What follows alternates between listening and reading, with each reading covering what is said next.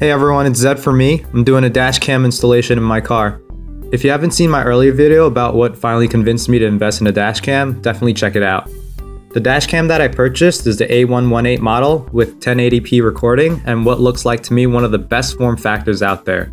Dash cam was purchased on eBay and arrived from China in about 1.5 weeks. The box is obviously very generic with a sketch of a CRZ on the front. Looking at the sides, we find more details about the camera, although the information kind of looks generic as well. If we open the box, the first thing we see is the camera itself. First impression is that it's definitely tinier than what it looks like on the internet. We'll put that aside for now and check out what accessories it comes with. First, there's a 9 to 10 foot mini USB cable for power, followed by some string. I'm assuming it's to help out with neatly hiding away the wires.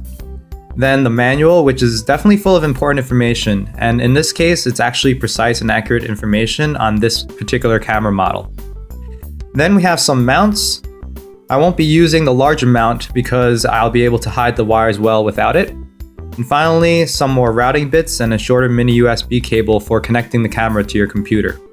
Alright, so back to the camera. Some notable features are the tiny 1.5-inch screen for viewing what you're actually recording, as well as a lens that you can swivel up and down to adjust the camera angle. Be careful though, because once you attach the mount to the windshield, you can't actually move it side to side, and so your best bet is to put it on carefully so that the camera angle is actually facing forward and not to the left or to the right. In terms of the installation process, it's rather simple. All you do is attach the mount to the windshield and route the wires behind different panels in your car until you reach your cigarette lighter plug.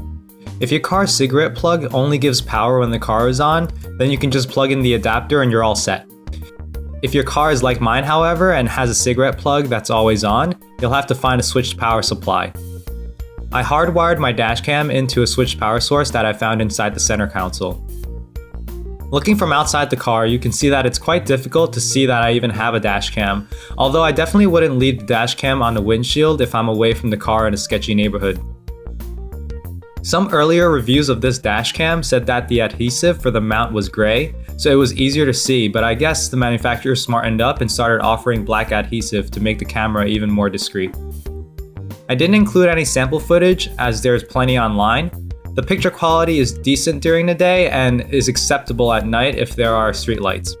If your headlights are the only form of light, only what's lit under the headlights will be picked up by the camera. For the price of the camera, however, that's totally understandable.